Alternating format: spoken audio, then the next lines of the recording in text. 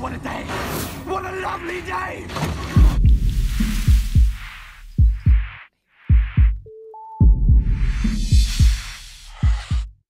Welcome to Flat Earth Debate.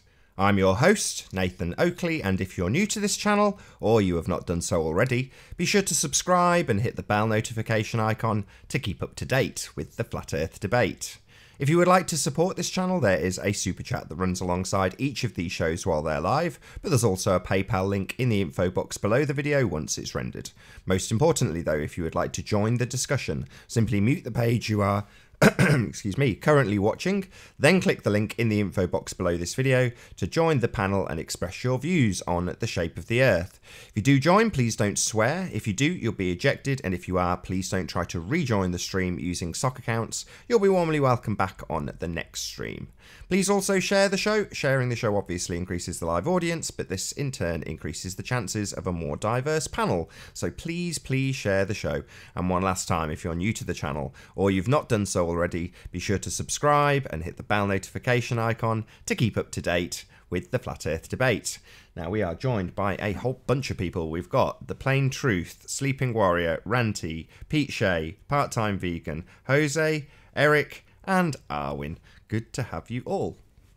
Good afternoon. I'm so confused. Puerto Rico lo hace mejor. Ours darkest. Great intro, guys. Great intro. Any signs of curvature? No. Only above. Only above. Soundly. Vertical sky. Sure that's not perspective, Pete.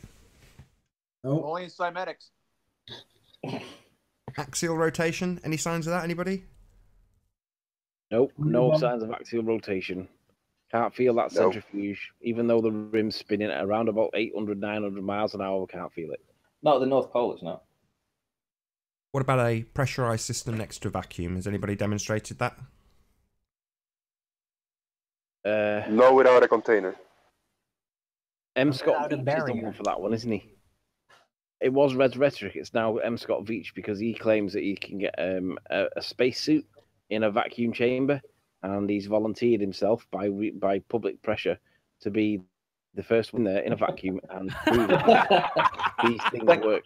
Public pressure, wait till he Mark feels Anthony wait signed till on, he feels yeah. the pressure when he gets in there, mate. And Nathan's going to Mark Sanger, he signed on to the it. lever. Still Nathan's doesn't going to be prove the one it. that pulls the lever. When is that going to happen? I want to see that. That's gonna be hilarious. I heard Rasta guy, the Rasta hat guy, talking on INML Media, saying that he was trying to make it happen, and I encourage that. So M. Scott Veach, if you're listening, make that happen.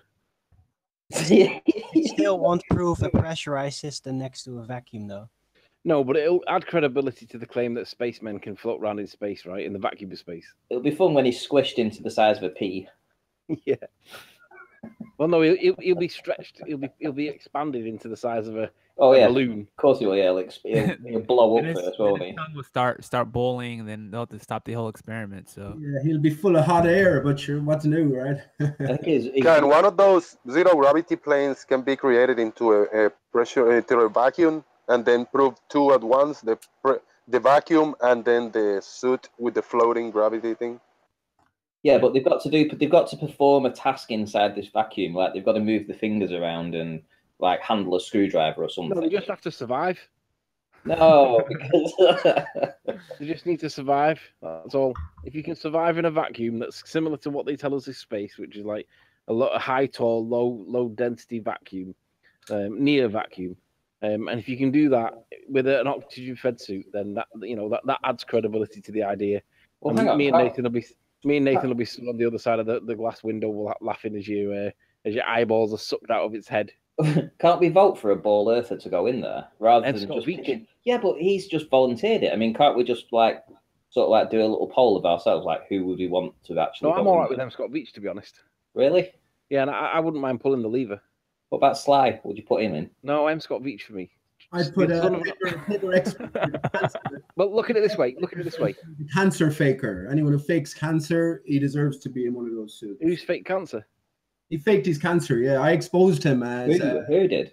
Paper Explanator. I exposed him. The reason I came on to these hangouts in the first place, because I heard this guy, Paper Explanator, and I said, hang on, that's a guy called Evil Edna, who used to post in forums like Clues Forum or Let's Roll Forum, and he was all about conspiracies, and suddenly he's taken on the complete opposite role. There's no conspiracies anywhere, flat earth is stupid and all this. When I came on the hangout and exposed him, he tells the world that he has terminal cancer and he's 8 months to live. About a half an hour later, he slipped up and he said he had 4 months to live. And then he had to go through the whole lie. And of course, yeah, it turns out his own story. He overcame terminal cancer. He's still back in the hangouts calling all people who are interested in the flat earth question, retards, etc., etc. So I put him. He's a survivor. Paper Explanator, yeah. That's interesting. Oh, definitely. I've had this. He hates me like for doing this to him, but these are actors, these are all liars, united in a common cause, whatever you want to deem that cause to be, you know. So I definitely put him in the suit, right? Might do his cancer, keep it at bay a little bit longer. You're too conspiratorial, Pete. No, man, that's true. That's the only, like, I recognized his voice. I spoke to him before. I exposed him before, and I came on again. And the minute I exposed him, there's people there. These were on the, I think it was actually Nathan's hangout, or not, maybe it wasn't yours, Nathan, but the old Earth Discussions hangouts this happened on. And he came out that same time when I exposed him, telling the world he had terminal cancer because he was under pressure. And then he had to carry it through, right, all the way. And as I say, I know it's a lie. So, yeah, he deserves to win. Hey, housekeeping, where were we? Are now, right? Self-perpetuating molten iron core. Any signs of that? No? Self-perpetuating iron core? Anybody? Anybody? Iron is FE, Nathan, isn't it? So we have FE core, right? Indeed. Indeed. Iron FE There you go. I love that. That's I true. get acid reflux every once in a while. So no, there's no signs of molten iron core. Paul Voigt claims it, but so far, no evidence. Any Nope. scientific evidence of R? I don't know, but We're still waiting on flat earth math. Flat Earth math? Oh, don't hold out. He's just a disingenuous liar. Gave his conditional acceptance because he had no response. He doesn't have scientific evidence of R. Yeah, he claims he got some, even though the other globe believers say there's no proof for R. So I don't know how that works out. It works out with him looking very stupid. Maybe we should bring Mick West back in. There's more proof of R in my video upload from last night. A lot of R in that one. Yeah. That's Right, well, genius, Anthony. Very Last good but not job. least, Did you see my comment, Anthony? Go in peace to love and serve the R, right? Say again? Did you see my comment? Go in peace to love and serve the R. That was the end of our father there. Isn't it unfortunate that Helios doesn't have an R in it? Because we could praise Helios, but it doesn't work. We need something with an R in it. Arr. Praise Ruhif. no thanks. So, any signs of scientific evidence for gravity? Last but not least. I'm working on it. That GCSE and A-level science guy, he's going to demonstrate how we can contrast density over gravity. Looking forward to that. He wants to do it on your channel, Nathan, at some point soon. So shout out to that A-level teacher that Sheeps doesn't think I should be talking to because he's the enemy. He is a sneaky Yeah, shit. he is the enemy, but at least he's polite enough to be able to talk about it. And when he realizes there's problems in his science, then we'll see what happens. Well, we have things to learn from the bowlers. That's the thing. You know, I mean, we wouldn't have got to where we are now if we didn't have these debates in the first place. Yeah, and he's just a newcomer as well, right? But yeah, fair enough. He's a newcomer. Where's your own personal quest here, right? So go through all the different information. As Des has said, he didn't go through the usual route. He just came straight into Flat Earth a few weeks ago, and here he is protecting and defending his lie. So yeah, these make these characters more insidious. The fact that M. Scott Veach is appears to be more reasonable, you know, more calm and more sort of accommodating, for me, makes me dislike him all the more, you know. Hey Scott, how you doing? Scott. I talked to a co-worker of mine yesterday, and gravity came to the subject. I was talking a little bit about flat Earth, you know. He knows what I'm all about. And I asked him about what gravity, Newtonian or Einsteinian gravity, and he didn't know. So I kind of explained it to him, and I say with the Cavendish experiment, you know, propose we were able to extrapolate the weight of the Earth and the other planets, and he had the look in his face, and he like nah, that's bullshit. I said, yes, indeed. You know, that was kind of the conclusion of the subject. It was very interesting. Where are the papers and the efforts of Einstein or Newton on flat Earth? You don't see anything. You don't see anything at all. Nothing at all. Again, these characters, which is all they are. Einstein, one stone. Einstein is monolith, is the same thing. These are all clues for us. Let me just say about gravity. Everything is inverted. And gravity, for me, rather than being a pulling force, is a pushing force from above. So again, going back to sort of defining or trying to understand the whole of the Earth, not just the flat and the level ground beneath us. This only gives you half or less of the. Right. Makes sense. No, not really. Well, let me ask a question then to the panel. Let me ask a question to the. Sorry, but someone trying to talk. Let me ask a question to the panel in general. Hold on a second, Pete. Hey, Scott, were you trying to chime in? Scott, how you doing? Go. Hello. Okay. Can you hear us, Scott? Yeah, I can hear you. Good to have you. What can we do you for? No, I just want to listen in on what you guys are talking. Have something to say, I'll say it. No worries. Good to have you. Oh, I'll mute for now. Let me pose a question then, which I did during the break there. So we all have discounted the idea of empty vacuumous space, right? But that leaves us in a sort of a black hole in a sense. There still is a reality to our existence here. What do most people think here is beyond the confines of the Earth, or what is there? Is there a barrier? Is there some sort of a confine? And is what's beyond that? I hold that there's waters beyond that. I agree. Electromagnetic barrier, and it's. I agree. Yeah. So can I just ask in general, has anyone sort of painted that picture for themselves? I have defined it very well. There is a confine because there has to be, because otherwise a pressurized system could not exist with an infinite amount of room.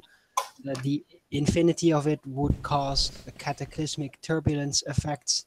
So there has to be a confines of some kind, but there could be many possibilities as to how this confine is in existence. Right. So we can examine Darwin. You know, most cultures are told that there was a great flood, a great inundation at some point in the past. So let me just say from my own point of view, yes, the barrier collapsed. We had an inundation of saline waters, right? And hence we have the Earth inundated. And what is it? 71% of Earth now is said to be saline waters. So this is my picture I've built up. There is an electromagnetic barrier and there is these saline waters beyond. And in that sense, water is elemental. It is a basic material. It's a basic thing, you know.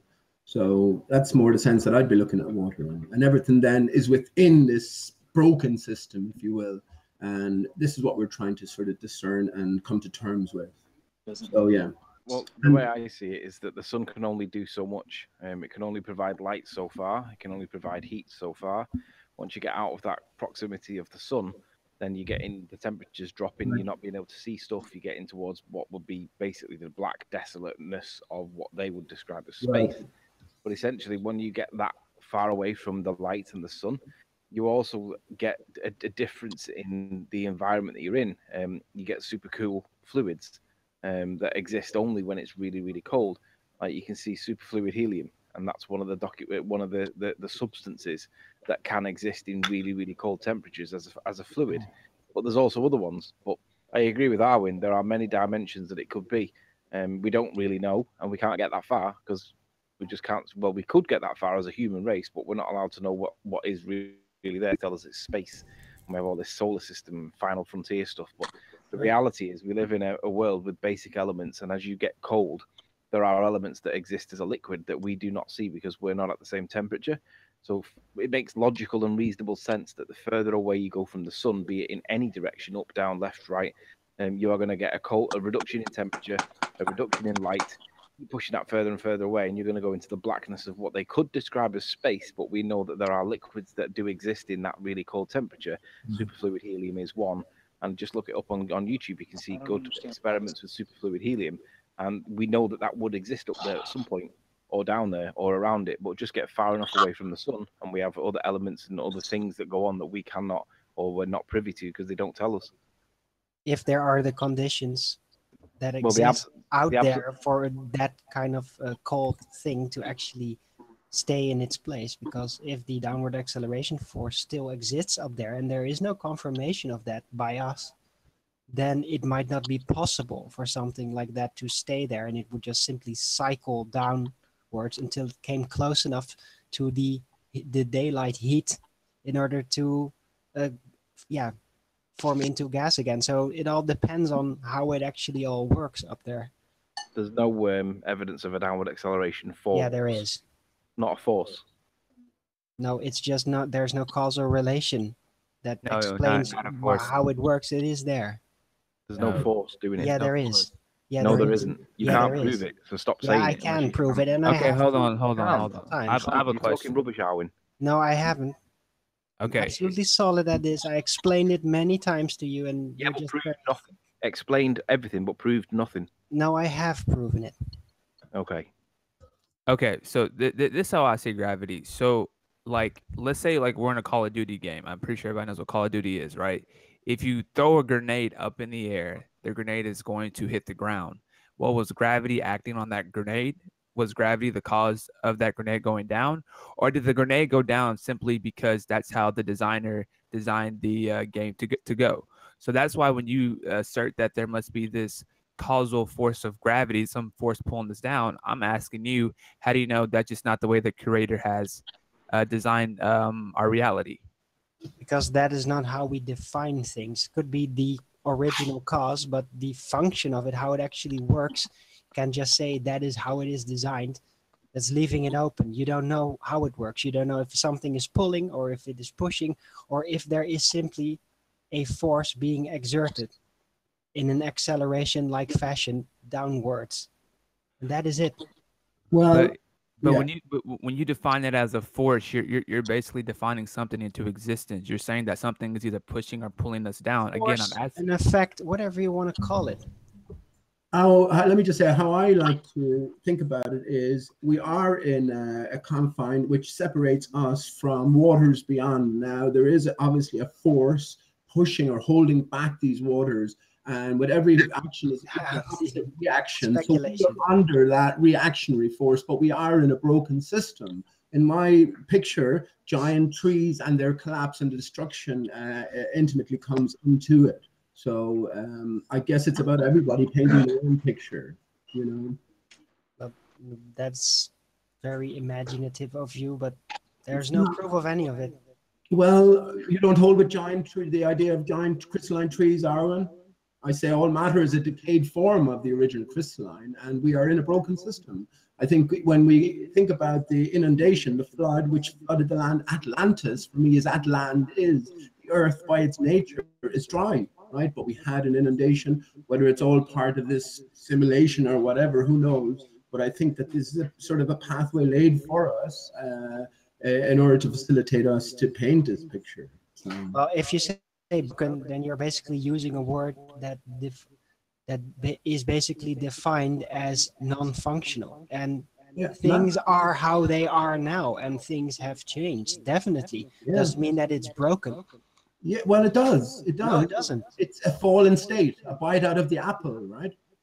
Like the giant trees, if you can imagine, different. You can imagine them as supporting pillars, right? Well, and you have the That's not really a good definition to use broken for. It's just different. Unnatural, then. Unnatural. No, it's all how it is. Excuse me. Yeah. Hello. Shouldn't we keep the discussion to the facts? I mean, this idea of giant trees and fallen, Eden, we don't know any of that. Okay, let's keep it to one fact then. If there's a force called gravity, I mean, let's stick with the scientific method, right? Observable, testable, provable, right? Well, they can't prove gravity within the scientific method, even though Arwen accepts that it's true. No, we can. No, you can't. No, I mean, you can only prove it in maths, Arwen. No, you can prove it in actual experiments by the official definition. No, the They official can't. definition of a Wait, wait, force. wait. Excuse me, I'm new here, but what's this experiment that proves gravity? Yeah, I want to hear this too. I'm not I wanna talking hear about this. gravitational pull, just the effect that it exists Okay, in relation what is to it? other What's the types of forces. experiment? What's the experiment? Well, you compare different Describe it. conditional setups, like a free falling plane, in which density and buoyancy suddenly start to reorganize themselves in a different fashion. Wait, And wait, they do wait, not wait. reorganize. Speak, No, no, dude, no, no. dude, Let me finish. Speak English. Speak English. Tell me, what is your experiment that proves gravity? What is it? Fair question.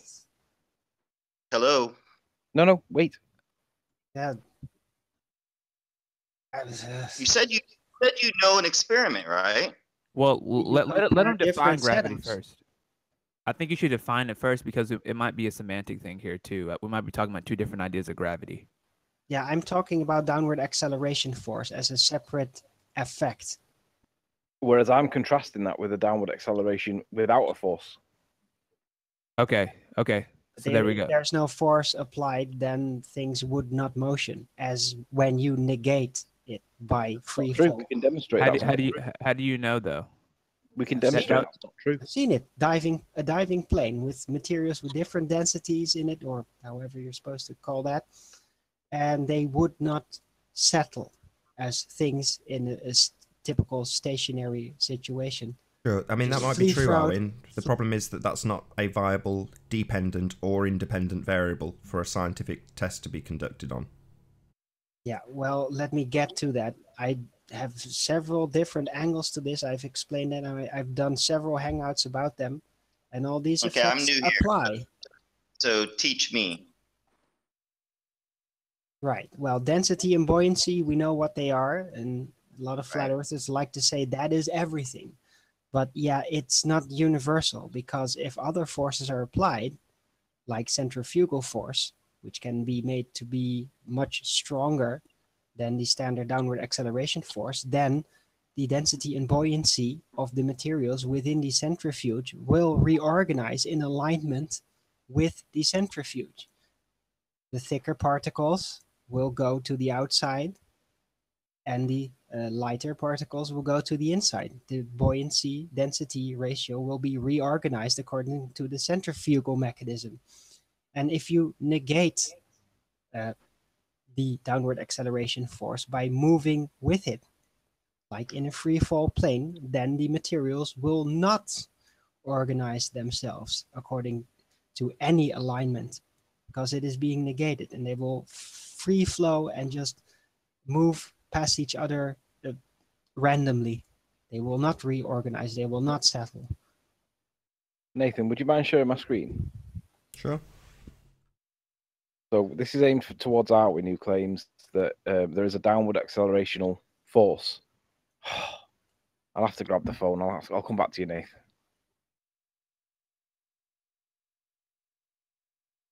Sure. So, I mean, Arwin, would you accept that there is no scientific evidence for gravity or not? No.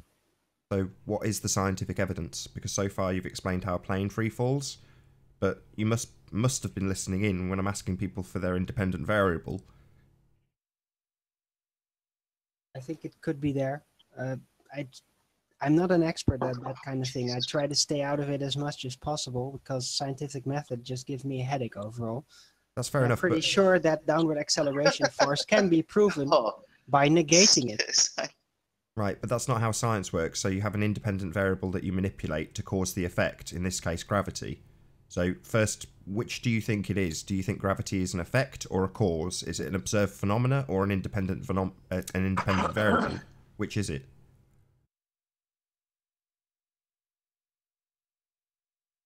Well, the thing about the scientific method, I think, is that it proves a cause, right?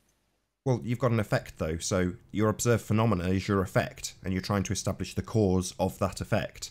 So that's what I'm trying to establish with you. Well, which is it? I could closely try to attempt that, although, yeah, I've clearly stated that the causal relationship of what causes this effect is yet to be determined, and I do not proclaim to know the cause. And Well, if you don't have a cause, then you don't have a I just scientific know evidence. that it is there. That isn't Sorry, true. if you don't have a cause, then it's not science, because that's what science is establishing, the cause. So if you don't know the cause, then it's not science, it's not scientifically validated, it doesn't have a scientific experiment. And this is the same thing we say to the balls, Arwin. Okay, then I have no scientific proof, but the effect is measurable, it is there, and it can be proven in a non-scientific way that it is there, even though we do not know the cause. My only question to you, Arwin, is you keep saying we don't know the cause, but which do you think it is? Do you think gravity is an effect, i.e. an observed phenomena, or a cause, i.e. something that you can vary and manipulate? It is an effect. So it's an effect? Yeah. Okay. So therefore, all the times in the past when you've said that it's a downward acceleration force, we can dismiss that. No, that's just the name that is generally understood But you're when describing, you're referring to this effect. But you're describing a cause and simultaneously calling it an effect, Darwin. No, not a cause. I don't know the cause. I just know the effect. Does gravity cause things to fall? Not necessarily. It does cause for the heavy to separate from the light in two distinct directions, up and down. No. In a stationary state. It doesn't cause a direction. Yeah, gravity's not the cause of anything. No, it causes the division of the materials. It doesn't though, does it? Yeah, it does. Right. Because so if you compensate for it by free fall, then it will no longer divide itself. If it causes the division, as the way you describe it, how would we test for it? I just explained that. Go on. Well, you do it in a stationary standard setup, just stationary on Earth, and then things will divide themselves according to the well-described effects of buoyancy and density. And then you do the same thing within a contained, non-open plane system, or an airplane that falls in accord with the correct speed, negating that effect, that force effect. So if plane in free fall, the density and buoyancy will no longer apply. If plane in free fall, gravity, right? No. Then you negate gravity. So what within the plane? You negate the gravity within the plane. Yeah. So do you understand the definition of gravity? You move with it, so the effects of the application of the downward acceleration force is negated. But do you understand the definition of gravity? I'm talking about downward acceleration force. I know, but you said you negated the gravity when the plane. Yeah, but I'm talking about downward acceleration force. I make the clear distinction. If I mention gravity in describing this kind of thing, then I mean downward acceleration force. Otherwise, I would call it gravitational pull. Right, so we're back to the same point then. You're calling it a downward gravitational force. I'm saying that there is no force. It's just an acceleration downwards. That's it. Correct. So, no, it's not. It's not just an acceleration downwards. It is an effect that is Can I ask a question that here? applies to material. And not everything moves down. If it's lighter, it will move up. I think you're causing a bit of echo. Because the Anthony. light divides upwards in relation to the heavy that moves downwards. Can you mute if you're not talking, people? I think it's Eric. Yeah, Sorry, I'm go with sorry. me. If you're Better? not talking, can you pop yourself on mute? There's an echo. I don't know why I'm getting an echo here. No, it's I think it's Eric. I think he's got his mic a little bit too close to his speakers. If you can separate your mic from your speakers a bit better, Eric, it might not be as bad. I got headphones on now. Is this better? Yes. Yeah. Can I Okay. can I bring up the elephant in the room here? Yeah? I just want wait. I wanted to ask a question. Yeah, it's go quite ahead, Eric. obvious. No, it's quite obvious that somebody has a problem with objective reality. There is an objective up and down. Whereas if you and I are facing each other, my left is your right, and this is the way it was designed. I don't know. I mean, whether putting no the up and God down. out of it, it's just objective up and down. There There's no needs up to and be an down. objective up and down. No. Up and down is the way you're describing it because of the way that it appears to move. But relative, that's from our perspective. But from the object's perspective, it's in a state of either it's greater than its density of its environment, or it's less than its density of its environment, or it's equal to it. But it's not Unless up you or are down. in free fall. Even if you're in There's no free fall, if you're in free fall, then you're in a state of greater density. No. Yes, Things will stay you're as they are. displacing the light air around you.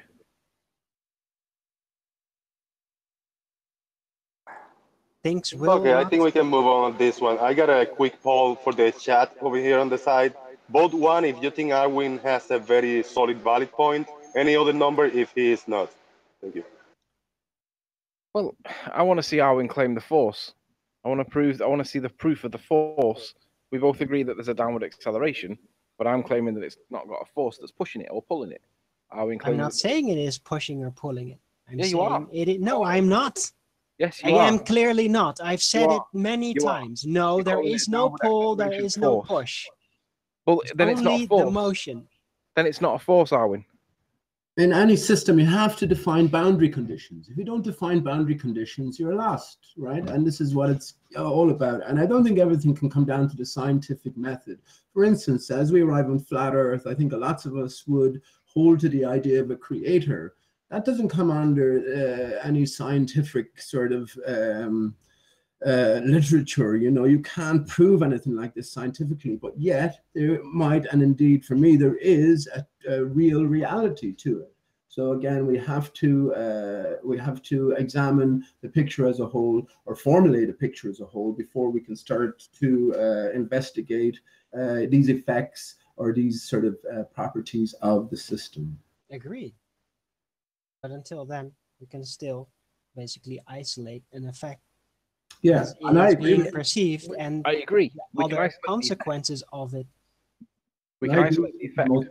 So you can say, oh, it was created this way, or the object will see it this way. There is just this effect, and we don't know what causes it, but it is definitely there, and you can negate it, and you can see how materials will redivide themselves in accordance to buoyancy and density when other types of effects are applied. Excuse me.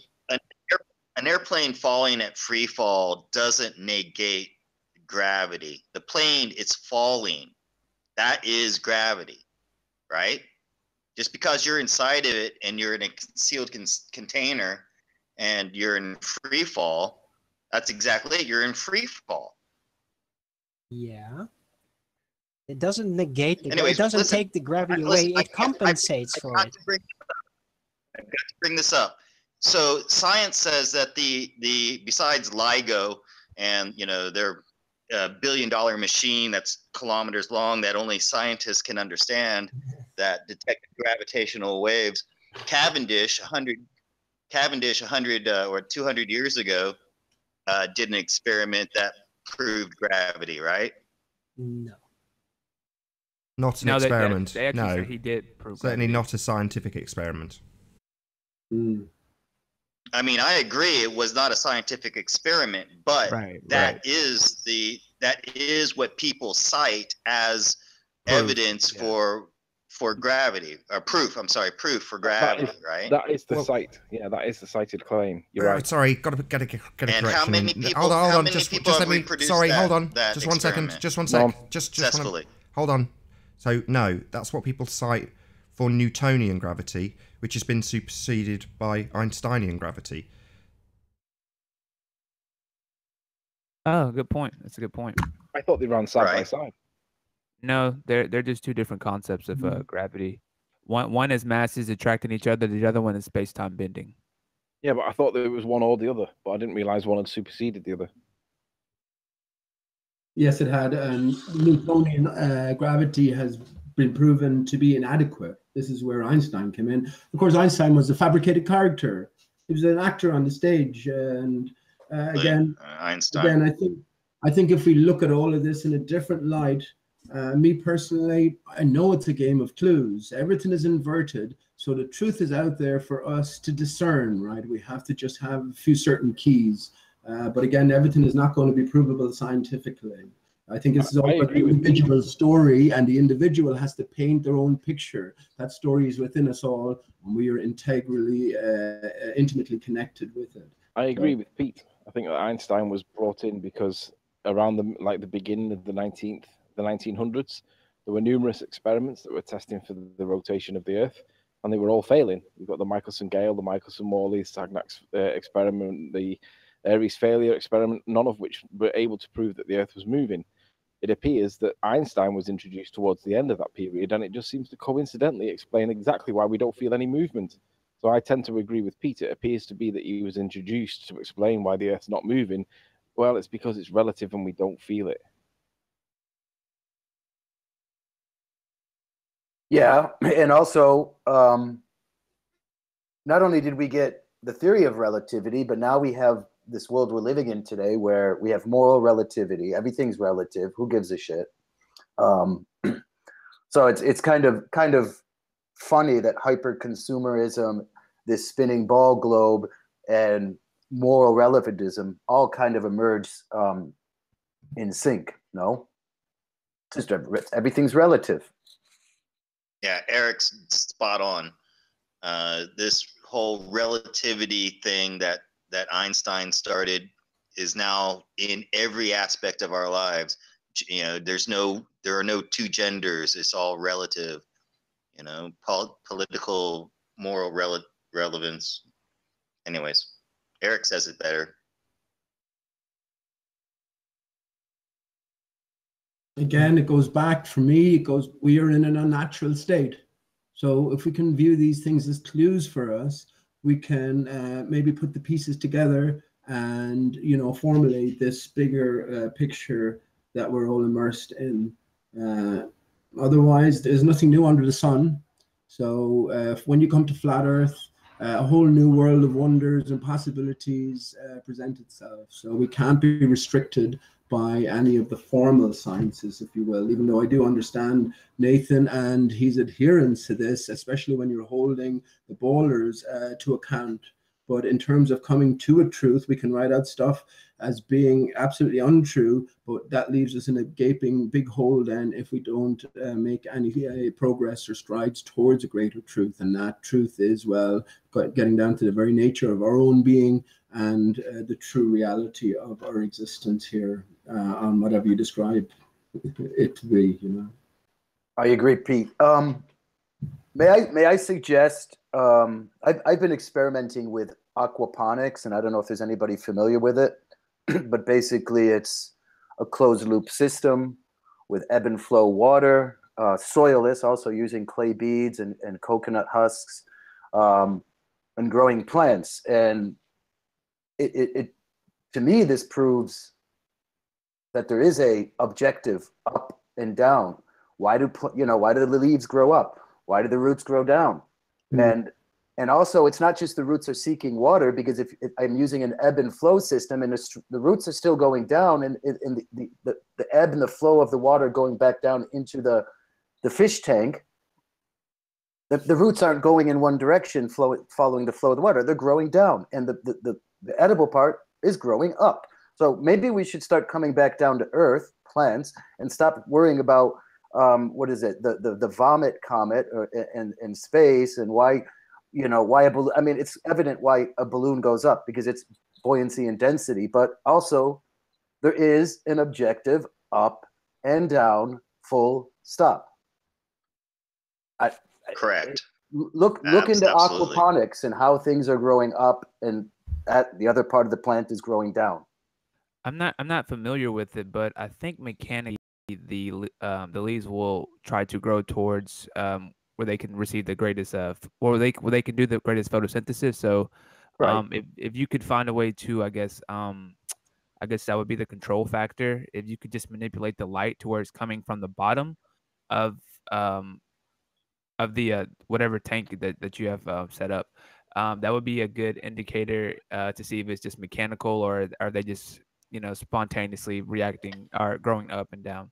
No, that's 100%, because I've also experimented. It's very high priced and labor intensive, but also a cylindrical rotating tube. So what you got a grow light in the center, and the tube is spinning, either clockwise or counterclockwise, doesn't particularly matter. But that accelerates the growth because, as we all know, a plant, the leaves will bend towards the light. So if it's constantly bending left and right, it actually accelerates it because it's having to adapt. So yeah, I mean, of course, the green parts do, but I think the root thing, from what I've done in my actual practical work, is very interesting. And it's not just the roots are pulling the water, because a lot of times the water is above the root. So the roots don't go back up and start bending up just because there's water above the root material. Does that make sense? But are you using soil or any type of? Generally, no. I'm using soilless. Obviously there's something housing, so clay beads and coconut husks and other materials. So it's called soilless food production. Well, I know that roots are mechanically designed to actually favor growing towards where the minerals are at, because they absorb the minerals and supply it to the leaves and stuff. So it would, if you could somehow manipulate the system to where. But where's gravity coming into play? Okay, the leaves, gravity's just weak enough to let the leaves grow up, but it's strong enough to pull the roots down. Okay, so playing devil's advocate, because they explain it that different objects experience different gravity. So the moon is huge, so you're telling me the Earth's gravity is strong enough to keep the moon, this huge object, rotating around us, but it's not strong enough to keep a bird from floating or flying above the waters or whatever. But they just say that different objects experience different gravity, and the mathematics actually work out. But like I'm with you. I don't agree. Of course they do. And you know what? There is an experiment that could prove gravity. There's only one experiment that could prove it. You know what it is? What is it? We'd have to basically get Mars close enough to the Earth to act as a counter. Let's see. So then, I got a wrench in my hand and I let go, and it's going to fly up towards Mars. Yeah, so that's the only way to prove it. That's the only way to prove gravity. No, there's another way. There's another way. I'd love to hear it, because I proposed it a year ago, and that is a free fall experiment with objects in a vacuum tube, and drop these objects perfectly simultaneously to heavy objects, say lead balls, drop them in very close proximity to each other, say 5 millimeter apart, then make it a vast, very long vacuum tube, and if at the bottom they end up because it's moved closer nothing. towards you, but it's not displacing anything. They have ended up moving closer towards each other at the bottom, then maybe there might be some gravitational pull. Do you realize towards each other? But I sincerely doubt it. So you're right. You would need a very long tube in a perfect vacuum, falling at free fall rate for how long? I mean, there's no way you could devise an experiment like that on Earth. You could. It would be more difficult than the Cavendish setup, of course, but yeah, that could prove it. But it's only theoretical, because I don't think it will prove it. I agree. I don't believe that gravity is caused by masses being attracted towards one another. It's just no. Well, if you go with the theory that gravity is space-time bending, then the tube is actually bending space-time as well. So the balls might be attracted to the tube as well. So you really couldn't say either way if this was gravity or not. You could, because the tube would be not as heavy material in relation to the balls. And of course, if you're going to drop it in the tube, don't drop it right next to the borders of the glass or whatever you're going to use to create that tube. The balls have to be closest in proximity towards each other during the fall than any other thing that surrounds them during the whole process, of course.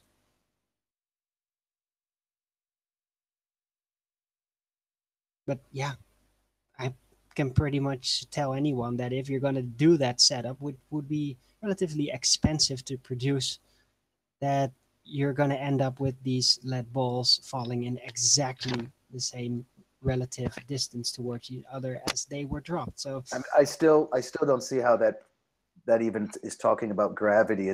You're basically taking away the substance to displacement, like buoyancy. That experiment still doesn't prove a force. No, to me. actually, listen. I see what he's talking about, and I think it would be impossible. Huh? Who just left? Did he leave? No, I didn't. It was Pete that left. Okay, sorry. I like to keep things really simple, because I don't understand math that well and a lot of things, but like Eric was saying before, it's pretty clear we live on an XY axis plane with mountains and valleys and oceans and rivers and stuff. And so there's a definite up and down. There's an absolute up and down, okay? To me, that's enough to explain that, and density and buoyancy and everything else is all the explanation you need. However, the electric universe theory and this idea that there are 4 different forces, the strong nuclear, weak nuclear, gravitational, and molecular, or was it electromagnetic, right? But in reality, there's just one force. It's a electromagnetic field that surrounds and penetrates the Earth, and it has a slight bias for going down. How would you know? Have you tested this? It's a very interesting theory, though. No, many times. I haven't, but I'm telling you, there are a lot of people who are testing it, and they do. It's much like the screen on your old cathode ray TV, TV screen. That it's not exhibiting. It's not creating gravity, yet particles are being pulled to it. Yeah. Okay. That's an electromagnetic effect that bends right. light. And this interesting, yeah. This is what Tesla discovered 100 years ago, and there's this whole new movement that's starting to get within the mainstream scientific community of there's one force in nature. It's the electromagnetism. Well, goody. A new consensus. How great. It's very promising. Yeah, so I mean, it's as simple as that. No, but hey, I agree. It's interesting, but you don't actually have proof that this is the absolute cause of downward acceleration, force, or effect, however you like to call it. What does it matter? It matters. Oh, hang on. Because you're assuming that it is, and then you're building an entire model around that concept without actually knowing it with absolute certainty that is the cause of it. Yeah, but you're causing it. You're calling it a cause, a force. I don't care about your troubles with my word use. Okay? Well, I mean, but the word use matters. That's my problem. The word use matters because the word force, and you can't prove that there's a force. I can prove the effect, and that it is a force-alike thing, and you can redistribute the effects that come from it with other types of forces that have been defined. So you can prove an effect. You can prove an effect. So I build a house. The house doesn't fly up in space. Therefore, gravity. Okay. No, if there was no gravity, it would simply stay where it is. How do you know? How do you know? No, that's not true. No gravity doesn't mean that everything automatically goes in the reverse. The thing, there is an up and down. No, there isn't. Because of oh no, there is no. No, there isn't. Now it's not there, right? That's the name that you call it. Okay, so now we're going into semantics about that. Well, no, we experience this. I call it up and down. Up and down, but if there was no effect dividing the heavy from the light, then we would have no sense of what was up and down. It would be all the same. No. Yeah. Where do you get the sense from up and down from, Arwin? From our experience. No, it's inside our ear. The way we physically orient ourselves. It's the ear. It's inside the ear, is it not? We have accelerometers in our ear called the cochlea. This is true. Yeah. That's where we discern up and down from. But relative to the thing that you're referring to, this downward acceleration force, just because it says down, it doesn't mean that it's down in terms of down. What it means is we see it in the direction that we call down. What's actually doing You know, it? this is Yeah, but if it was no effect, then you would not have. Hang on, If wait. you go in the centrifuge, then that very orientation mechanism will reorient itself in accordance to the centrifugal system that you are in. Finished. What we can demonstrate within the scientific method is that if we change the variable known as density, we can make objects displace around the density change, and it will either displace up or displace down. Now, the direction that we see isn't relevant. What we see is the displacement, and that force that you were going to call it would be gravity. But we can, within the scientific method, we can show that it's actually the density that's doing it, not gravity. And with that, I'm going to say first and foremost a huge, massive, enormous thank you to all of the debating panel for making this debate possible, and of course a massive thank you to all of the live audience for tuning in and hopefully sharing this debate. If you hated the show, you know exactly what to do, but if you liked the show, maybe consider sharing it with a friend or subscribing if you have not done so already. I've been Nathan Oakley, and I'll see you all in the next video. Oh, what a day! What a lovely day!